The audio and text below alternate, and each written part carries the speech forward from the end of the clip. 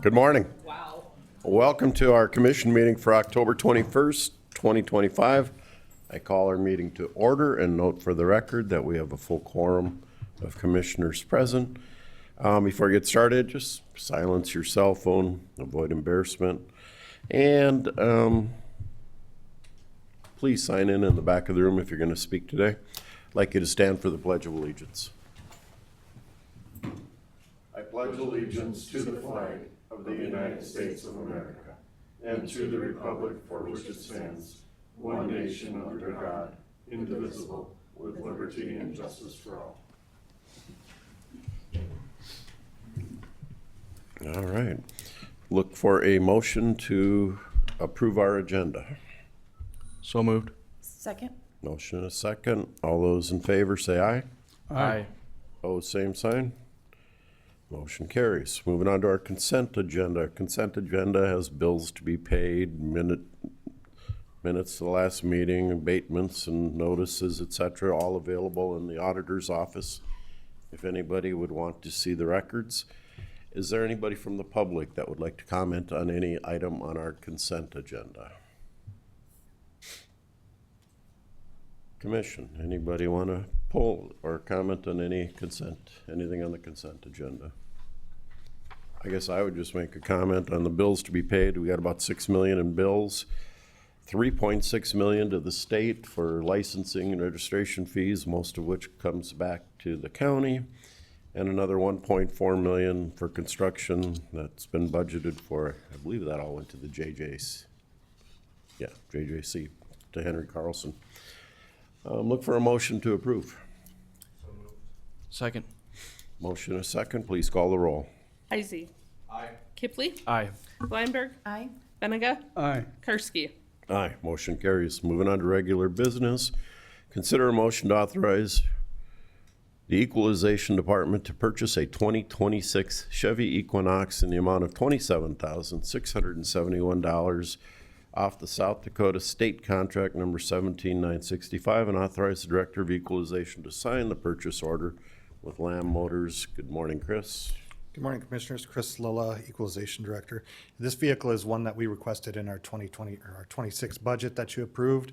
So this is now with the state bid open and optional. We need to get the purchase agreement signed so we can get it on ordered, as it takes 90 to 150 days before that vehicle will come in. This will be replacing our 2008 Chevy Impala that is in desperate need of serious repairs now, equal to or more than its value. So this has been in my budget, and you did approve it in the budget, so we're just asking for authorization to sign and move forward with the purchase agreement. Thank you, Chris. Any public comment on this agenda item? Commissioners, turn it over to you for action. Make a motion to approve? Second. Additional comments? Call the roll.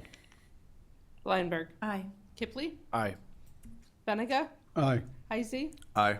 Karski. Aye, motion carries. Consider a motion to authorize the Highway Department to purchase two Mack GR66 FRs 6x6 chassis in the amount of $212,261 each off the Sourcewell contract number 032824 and authorize the chair to sign purchase agreement with TransSource Truck. Good morning, Jacob. Good morning, Commission. Jacob Morris, Highway Department. We currently have two 6x6 trucks that we are looking to replace. They are in our approved budget for 2025. The current trucks are fairly old, 2002 and 2005. They generally only get used when the snow gets bad, gets deep. We put V-plows on them and go bust open holes in roads. Where we're looking to change our use of those vehicles slightly. Instead of them just sitting in a shed and waiting for a bad snow day, they're going to get moved into our regular plowing trucks. So the two team leads will end up operating these trucks and using those as their daily drivers per se during snow removal conditions. So something else we're doing for cost savings is the V-plows on these trucks don't get used all that often, so we're going to move those to the new trucks, and then the actual sander bodies on the back, the trucks that have been approved for replacement in 2026 we're gonna save the sander bodies from those and put them on these 6x6s. So you don't have to buy new sander bodies, you just. put Yep, them on. we do not have to buy new sander bodies yep. Public comment on this agenda item? Commission? I would make a motion to approve. Motion is second. Further comments? Chris, I know this is kind of a paradigm shift a bit in what you're doing, so Jacob, I'm sorry, Chris was the last guy. I'm glad to hear you're thinking outside the box with, you said the other ones were 20 and 24 years old. Didn't get used much. I mean, do we have a lot of value in them? Are they going to be auctioned off? What are we doing? Yeah, even though we didn't use them, they'll be auctioned off on Purple Wave is generally how we surplus our trucks. I would assume they're gonna have a similar value to what previous trucks have in the past, maybe around $30,000. Our trucks, when we use them, they get used pretty hard. They are the ones distributing the salt on the roads out there, so they see pretty heavy salt use. And then these trucks specifically are used to bust through snowbanks, so they get used pretty hard on the roads. Okay. Further comments, questions? Please call the roll. Benega. Aye. Heisey. Blindberg. Aye. Kipley. Aye. Karski. Aye, motion carries. Consider a motion to approve the 2026 health and dental insurance premiums. Good morning, Carrie. Good morning, Carrie Deaver from Human Resources. Today is the annual presentation on health and dental insurance premiums. We're preparing for open enrollment, and today I'm requesting your approval for a 4% increase on dental insurance and a 3% increase on health insurance for 2026. We go down to this. I'll give you a quick overview on why we're making that recommendation. This is a 5-year look back on our dental insurance costs. There are really only two major components to these claims, is the dental claims themselves and then the administrative fees that we're paying. So if you look towards 2025, you can see that we're projecting ending at about $577,000 for the year. That's slightly higher than we were anticipating, but our trend overall through the past few years still remains at about 6% for dental claims. The other thing that we're looking at for next year is we have a slight administrative fee increase. It's been since 2023 since we've had a fee increase, so that's very reasonable. If you look at those total costs of what we project we would need for next year with that 6% trend and that 3.8% administrative fee increase, we're anticipating about $612,000 in claims. Based on where our enrollment is at right now, we would need a 4% premium increase to cover that. Do you have questions on the dental side of the costs? All right. Going down to health, which of course is a little bit bigger. The same type of structure for this review. That first column here, you see the health claims. The next is the stop loss premiums. Again, that's our reinsurance. In other words, what we pay in insurance for our higher claims, so that anything over $100,000 is not covered by the county's insurance plan. It's covered by our stop loss insurance provider. Our prescription claims are separate than the health claims or the medical claims themselves, and then our administrative fee increases. A couple of things to point out for this. You might recall that in 2022 and 2023, we had a claim lag. That's why I've highlighted those in blue. You can't really count on those numbers. You should look at those 2 years really as a compiled cost, since we had a lag here and we were making up for it here. So far in 2025, we're trending or expecting about $3.9 million in health claim. I do want to point out that that is the claims that we would have after stop loss reimbursement. So we've had a bit of a volatile year in that we've had some higher claims, but they have been covered by our stop loss insurance provider. Looking at 2026, you probably remember that I've been using a 10% expected trend cost for increases in claims. Stop loss, we usually use anywhere from 10 to 20% depending on where we're at. We're using 15% for projecting forward for next year just because we know we have had a little bit more of a challenging year. Prescription claims, I'm using 10% there too. One thing to point out though is if you look through here, we had pretty stable prescription claims in 2020, 2021, but we're seeing an uptick, not unlike most insurance providers. Pharmacy claims are increasing. We're looking at some methods for hopefully trying to save on that by using some rebate options that are available to us through Optum. So I'm going to use a 10% trend for that. Administrative fee, we know we should expect about a 5% increase based on our administrative fee costs and our enrollment. So all total there, we're expecting about $8.9 million in claims for 2026.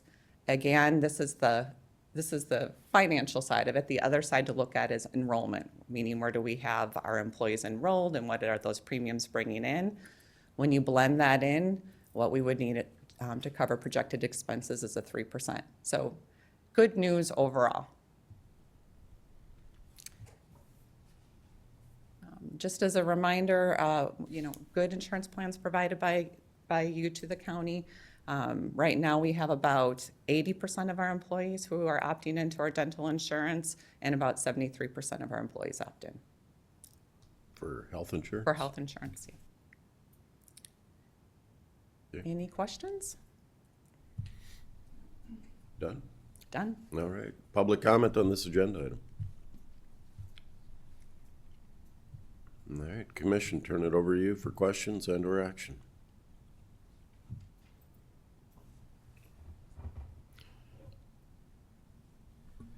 Mr. Chair, can I ask just one question? Carrie, I know we went forward with a premium holiday here in calendar year 2025, We did. and that usually reflects from a position of strength that we feel that our reserves, that we feel good about where we're at, and this is also probably a reflection on that. I know you're conservative and in your projections here, and I guess I'm asking, just given the context of premium holidays and whatnot, you feel confident in these projections as much as we have a crystal ball?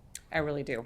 I mean, again, going back to 2022 and 2023, some of that claim lag resulted in our being cautious, and our health fund started to creep up a little bit higher than we would normally want it at. I presented earlier this year that my goal really is to have that about $4.7 million. We're over $5 million right now. Part of the reason for that, again, this year is we've had some volatility in the claims. It's not horrible overall, but we had a couple of higher claims, and just knowing how they came in and then they were reimbursed by stop loss, we were very careful in offering premium holidays.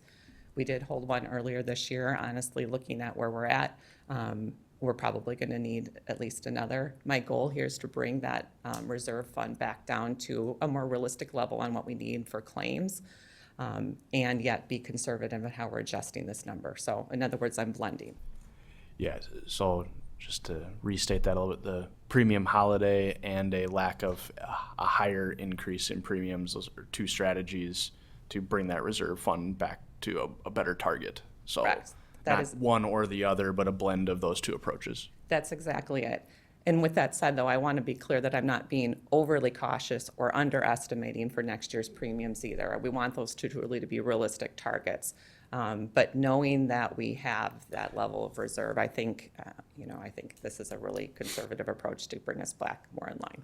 And with just a handful of pay periods left in this calendar year, do you anticipate another premium holiday yet this calendar year? I do. Okay, Yep. thank you.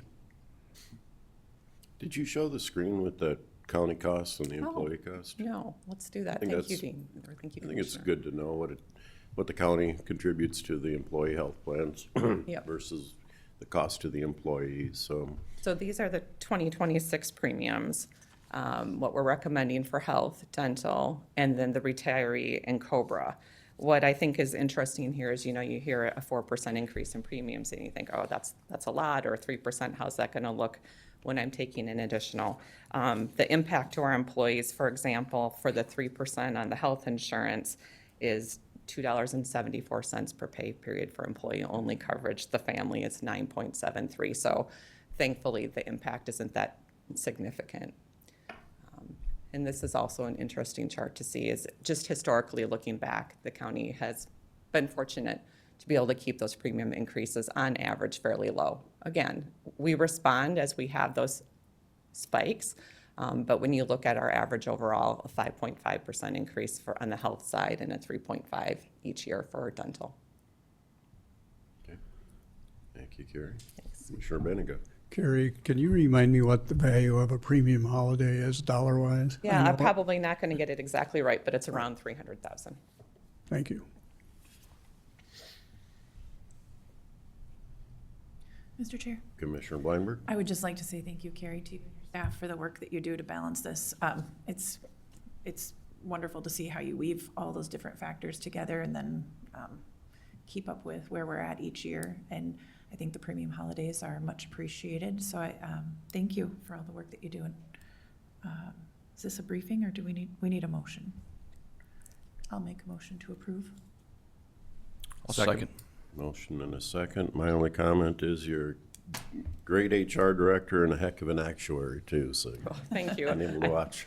I feel like this is somewhat luck, but thank you. You bet, you bet. Any additional comments? All right, call the roll. Blindberg. Aye. Heisey. Aye. Kipley. Aye. Benega. Aye. Karski. Aye, motion carries. All right, briefing on departmental petty cash accounts, administration of petty cash accounts, and proposed resolution of petty cash accounts. Good morning, Leah. Good morning. That's a mouthful. So what started as a simple question that I had, which I thought was simple in our department, we were looking at our financial statements and I saw the total of petty cash and I was like, well, where is all of that? Have we ever audited it? What departments have petty cash? So we began this project back in May, just looking at and communicating with all the departments and finding out what they had for petty cash, which turned into looking at how that was established. So as we went through it, there were 16 departments that had petty cash. 7 had created those accounts by resolution. 9 of them had a motion.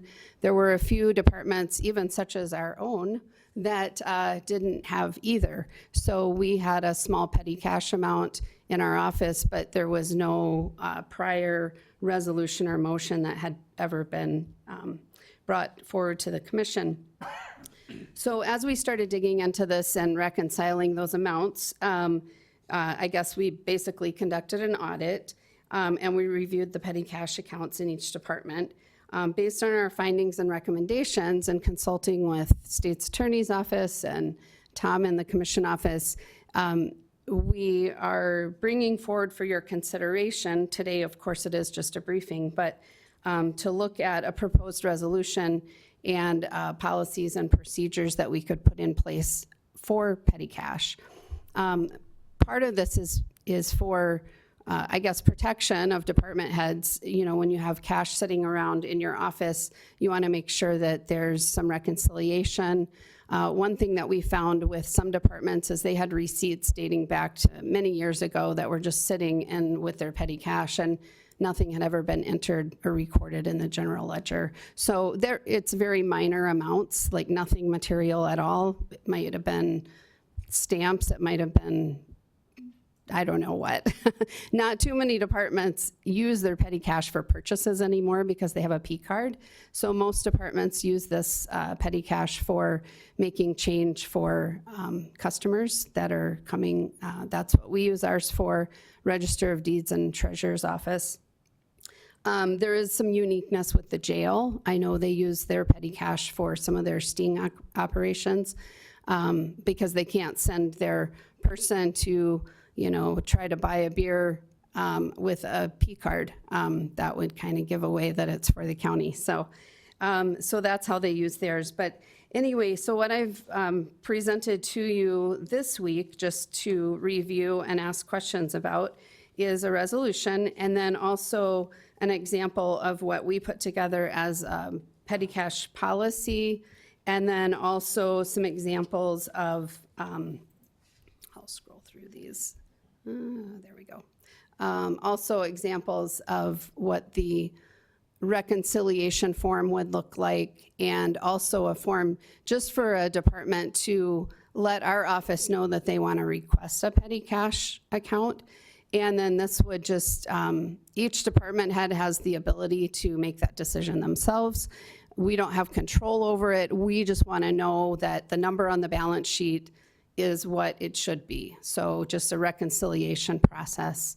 is all we're looking for in our department. So these are some of the forms that we put together. So I will let you guys ask me some questions if you'd like. Okay, turn it over to public comment first. Anybody from the public like to address this agenda item? All right, commission. Questions, comments? Commissioner Heisey? Mr. Chair. Good morning, Leah. Just one quick question. When we're speaking about petty cash, is it literally cash, or do county departments have access to, say, purchases on Amazon or a credit card? Or Well, this is just referring to actual cash.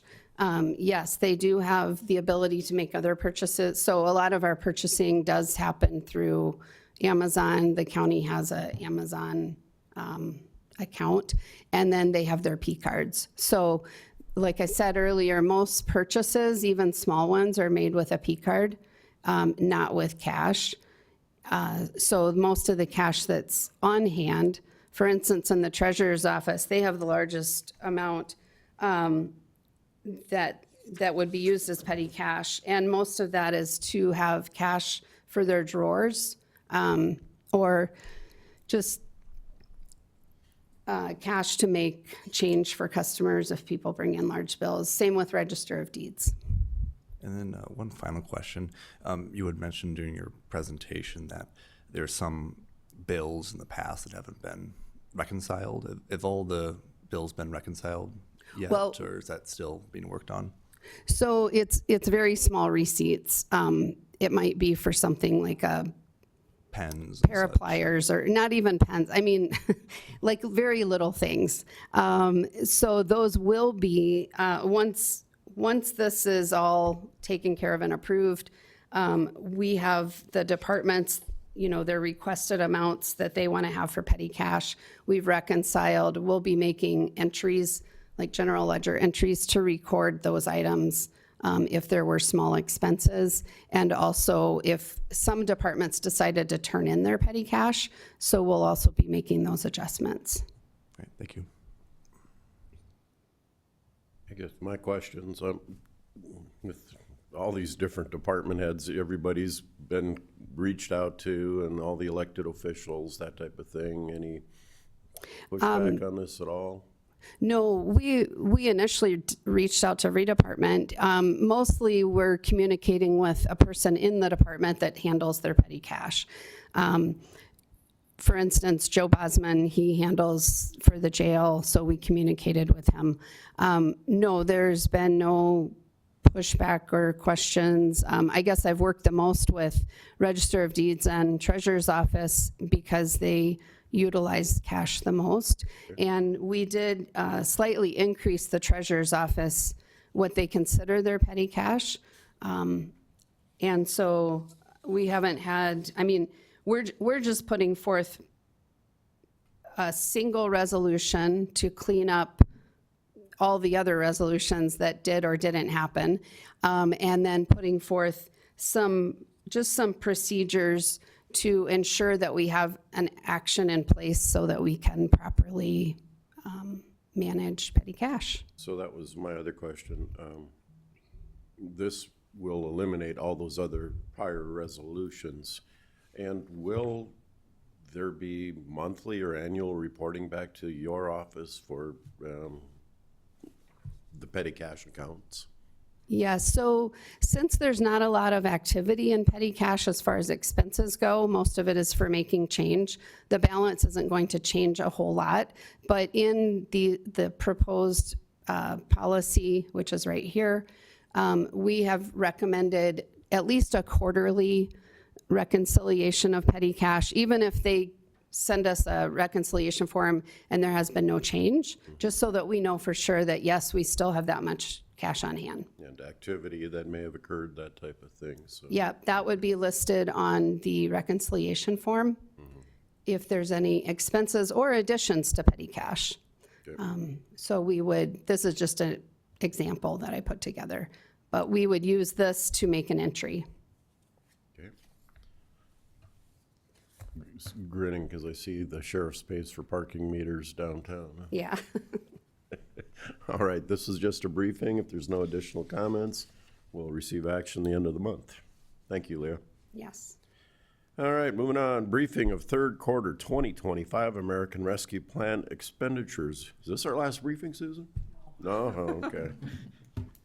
We're getting closer. Susan Beeman with the Auditor's Office. So as we've been doing for, it feels like a number of years, we come to brief you on the last quarter's expenditures, just to report on how the funds have been used. Just some general reminders. The county received just over $37.5 million in American Rescue Plan funds. And to date, through September 30th, we have spent just over $37.2 million. In this last quarter, we spent just over $470,000. On this chart here, you can see where we spent the funds. We've had, prior to this last quarter, we had 3 open projects. So as you may recall, we had to obligate all of our funds by the end of 2024 per U.S. Treasury's requirements, which we did. So those 3 projects that were open at the end of 24 were the Emergency Response Infrastructure Improvements Project. That's the Sheriff's Tower project. That was where the majority of the funds were to be spent. We had a construction of additional courtroom, as well as a building ventilation improvement project in the Public Defender's Office. So through third quarter of this year, we have spent some additional funds for the tower project. The final payment was made on the courtroom, and then the building ventilation project was started and completed in the third quarter. So you will notice that we have $1,954 up in new positions. So what happened is the courtroom project actually came in under budget. And so we were able to, based upon guidance within the U.S. Treasury's final rule and their FAQ documents that they had released, we're able to re-obligate and transfer that obligation to another project that meet the requirements. And so we had a little bit of salaries for that end of 24 that was paid in 25. That's what those funds are being used for. So as long as it met all the obligation definitions, we could transfer it to another project that wasn't officially obligated on the end of 24. So that is what we're doing here. So at this point, what is left for projects is the tower project, and that's roughly 3 invoices that we have to pay. And what is left to be spent is just over $244,000. And Joe Bossman has confirmed that those should be paid in fourth quarter. And then after final payments are done, at some point we will have to do an official closeout with the federal government. The U.S. Treasury has not released what those closeout processes are, so we will have to wait to see when those are released. As in past years, we'll continue getting audited by Department of Legislative Audit. They do look at this grant every year, and due to the amount that we are paying in 25, I don't anticipate that they won't look at this. All right. Public comments on this agenda item. Commission, any questions or comments for Susan? The only thing I have, Susan, just looking at this list, I look at stuff like burials, over 700,000, human services staffing, over 3 million, rent assistance, almost $1 million. I mean, these are things that we paid before, and the fact that we had ARPA funds really helped keep our budget in check, and those aren't going away just because ARPA funding is. So this is what we have to start looking at for upcoming budget years, as we've talked about. I'm just reminding. Correct. I mean, some of these items are things that we are required to provide. We just happen to have a grant that would cover them for a certain time period, and it was the decision to, on a short term, use this funding to help cover those expenditures. But as of 25, all of those items are being covered by the general fund primarily. All righty. Thank you. Yep. All right, moving on. Annual review of open meeting laws. Mr. Bogue, our Chief Civil Deputy State's Attorney.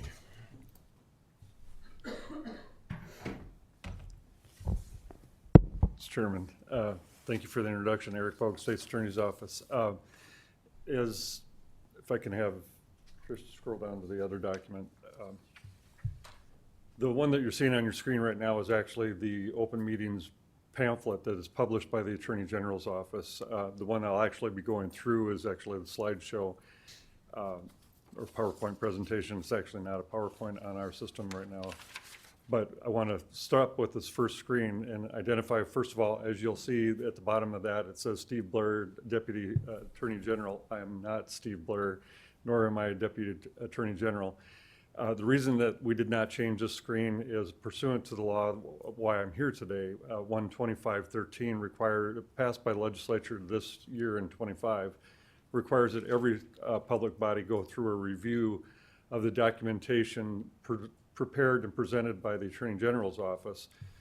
So the pamphlet that was on the screen first and this presentation through the PowerPoint are both presented or prepared by the Attorney General, so we didn't make any changes, including not changing the name on who's doing the presentation. So with that, I also want to tell you that it's not my intention nor my goal to actually give legal advice today. The law 12513 does not require this presentation to be done by the attorney for any public body.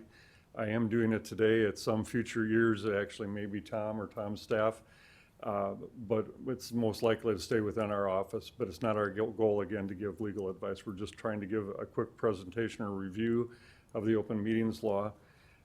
So with that, we'll jump right into that. The basic rule, scroll down a couple slides. One more. There you go. All official meetings of any public body are open to the public unless specific law or exception allows you to close it. With that, what is an open or the purpose? This quote actually comes from a case that's nearly 40 years old. It's one version or definition, but it just is to make sure that the public's business through any public body is held out in the public so that the public knows what is going on, or to quote the court in this case, to prohibit actions being taken at secret meetings where it is impossible for the interested public to become fully informed and to detect improper influences. That's a very formal definition, but again, from a 1984 case. So scrolling down past that, so what is an open meeting or official meeting is where a quorum of the public body, so in this case, you folks, that would be 3, meet and discuss any public business or policy. And so with that, any official meeting, your normal meetings during the month are obviously official meetings, but then, so a 2-part test, what is the quorum and the discussion of the official public business. If you'll skip down a couple more slides, it's where we actually see most of the, one more slide, see most of the questions, and you may have the most internal questions is, well, what about other things that aren't actually your official meetings during the month? Lunches that you may be invited or go to, sporting events that you may attend, social events or email discussions. The first 3, if there's a quorum there, you're not likely at those events unless the lunch is a scheduled event called by some other governmental entity or non-governmental entity, and we'll get to that in a little bit. But the other events are not likely ones you're going to be discussing public business, nor should you be. And so those aren't going to be meetings where you'll have the obligation to publish notice of having a meeting and other requirements. Email discussions is one that we're careful with, and again, when you have a quorum on that, you can slide into the possibility of a public meeting, and we try to avoid that whenever possible. If you go down the next slide, so that's when we talk about electronic types of issues or communication. It could be email, it could be instant messaging, social media, text messaging, other virtual platforms. But as long as you're not conversing with each other and information simply being shared, you can avoid the possibility that a public meeting actually is occurring. Other types of meetings, where you're invited to attend someone else's meeting. And when I say someone else in this context, it'd be another governmental body or public body. Most frequently in this case here in Minnehaha County would be if the city of Sioux Falls asked you as the commission to attend one of their meetings. As long as they follow the publication and notice requirements, you're free to attend that without publishing your own notice of meeting. If you have a joint meeting, then generally we publish our own notice of meeting or post our notice of meeting as well as the city of Sioux Falls would.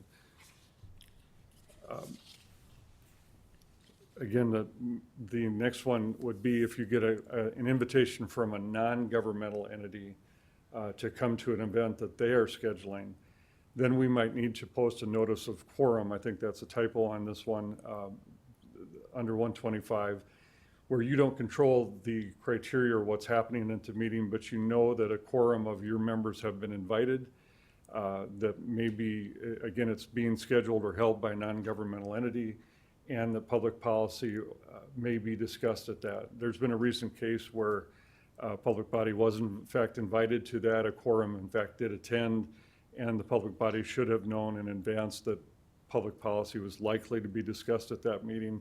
As a result, the Public Meetings Commission did find them in violation because of that fact. Even though, again, it wasn't a meeting, wasn't official, but they were invited, a quorum attended, and public policy was in fact discussed. So those are things to avoid. I'm going to skip the next couple of slides and go down. Just want to briefly address the public notice. And in this case, I want to give credit and thanks to Tom, Meredith, Sandy, and Kim, because they do an excellent job for all of you on a regular basis. Smaller public bodies may need to worry regularly about who's posting, where to post, and do we need to post. But the staff does a phenomenal job here in Minnehaha County taking care of all of that for you. So I want to give them the credit that they deserve on that. Printed materials, again, staff does a phenomenal job on that as well. You have a good website. You have the Civic Plus that handles all of that for you. In this case, the two items that we're addressing today, the first, the pamphlet, and this slide are already published and available on the website for the public to review. I know there are paper copies that can be available as well, but they're not required if you have them available on your website. Just going to slide down then to the executive session. Again, we can easily spend a half a day on all of this if we want to go in depth on any of these slides. We're trying not to do that. Again, the law requires just a cursory review. This body does a phenomenal job anyway. But when can you close what otherwise would be a public meeting, can be held pursuant to statute. Make sure I'm looking at the right one here. To address public official, keep going down. Sorry, I got ahead of, there you go. So to discuss the competence or qualifications of an employee or another public officer, student discipline is actually not one you're going to have to worry about for this public body. Communication with our office or outside counsel, if you ever have an outside counsel working on a project for you. Preparing or conducting labor negotiations, marketing strategies of government-owned business, information relating to or protection of public property, security generally is where that would fall. And again, I'm not going to try and go into all the depth there, but these are the ones, if you go into an executive session, you're required to announce in advance before the motion and the second before you go into executive session why you're going in, what subsection of the law you're citing as the justification for the executive session. And no business can be conducted in the executive session other than what you've announced in advance. Again, the rest of this PowerPoint deals also with the Public Meetings Commission. We don't need to go through all that. Teleconferences is the only thing I wanted to address last, is that on occasion, certainly during COVID time, there were a lot of meetings where we did not have a quorum all in the same room. You certainly can conduct meetings electronically in that fashion, whether they're Zoom or just a teleconference on the phone. Generally, whether it's strictly required or not, we advise the public bodies to do a roll call vote on anything that's transpired over a teleconference in that fashion. Technically, it's only if anybody votes no, because if everybody votes yes, then you already know how everyone is voting. But if someone votes no, then in this case, Kim would be required to go back through and take a roll call vote on any of those votes. With that, again, it was not my intention to try to go through every slide. Just want to touch the highlights of what the Attorney General has prepared. I think this commission does a phenomenal job. If you have any questions, be happy to try and answer those. But again, we're not trying to give legal advice today. But thank you for your time. Thank you, Eric. Any public comment on this agenda item? Commission, I'd suggest Steve Blair if you have questions, right? Sorry, I walked away. I should have said, actually, Steve Blair is no longer with the Open Meetings Commission.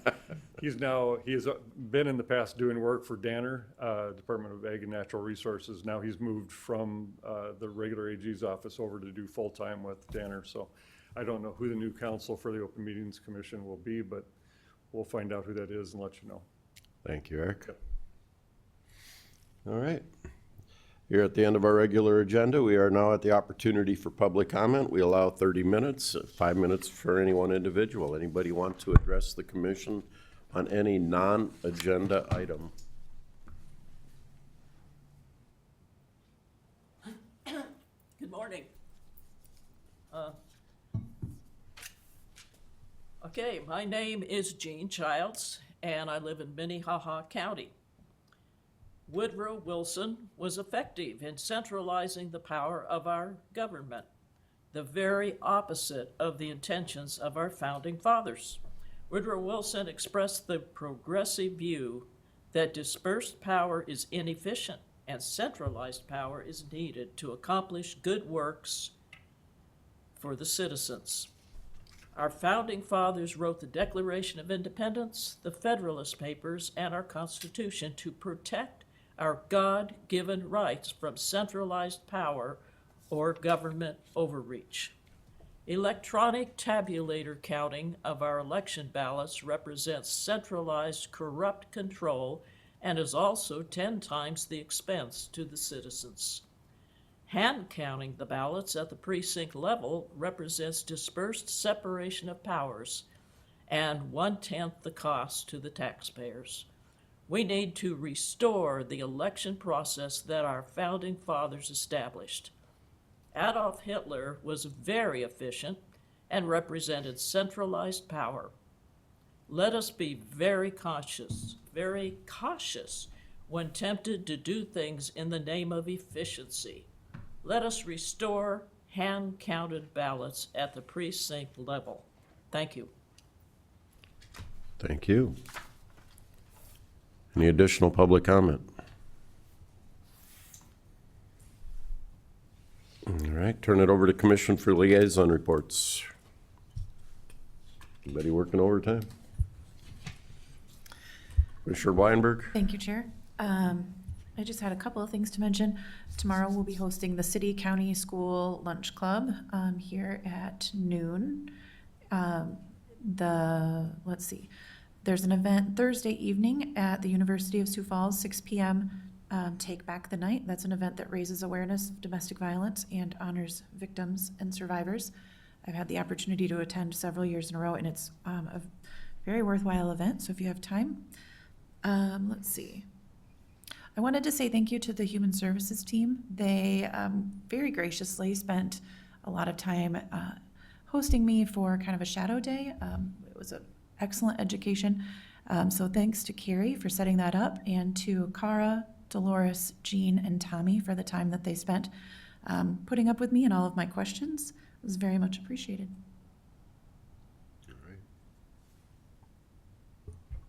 Mr. Chair, suppose I'll Commissioner Isaac. follow up, and then hope you can pardon my voice. I woke up a little under the weather this morning. But I'm registered for the 40th Annual Local Road Conference, which opened this morning. Commissioner Benninga actually spoke at that, and I'll be attending over the lunch hour and later this afternoon. Roads are a big part of what we do here at the county, and I look forward to the conversations and things that I anticipate on learning while I'm there. I received a tour of the Pettigrew Museum after the museum board meeting led by our very own Mr. Bill Hoskins. That was very interesting to see the history and the ways that the county maintains that facility. And I know it gets quite a lot of public use for different events, and I think it's a worthwhile endeavor. As for the courthouse museum, the progress on the repairs and the roofing in particular seem to be proceeding quite well, and hopefully it gets finished before it gets too cold and before the snow makes an entrance. Last week, and I am putting a little overtime in, Commissioner Karski, I attended the fire chiefs meeting last Wednesday. Commissioner Kipley was also in attendance for that. The body does host trainings, EMT and so on, and they're always looking for volunteer firefighters to step up. So if any member of the public feels called to serve in that capacity, please reach out. They'd love to have you on board. Tomorrow I'll be attending the regular monthly fair board meeting. I think it's important to know what's happening in the various areas where the county is involved. So, thank you. Commissioner Benega? Yeah, I'll just summarize a little bit about the conversation this morning with the Regional Road Conference. There were representations from 9 states, which includes counties, townships, and cities. I think there were supposedly somewhere around 500 people there. The support that the highway departments have for our security and safety is a big issue for all of us.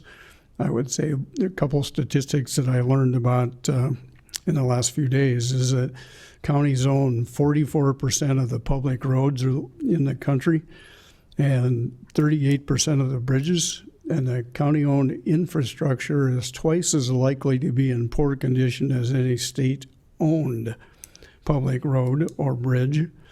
And the association, as well stated this morning, is pushing for expanded rural road safety programs and targeting bridge repair funding. The other big issue that's come up across the country is some rail safety legislation and the increased infrastructure cost because of heavier truck weights.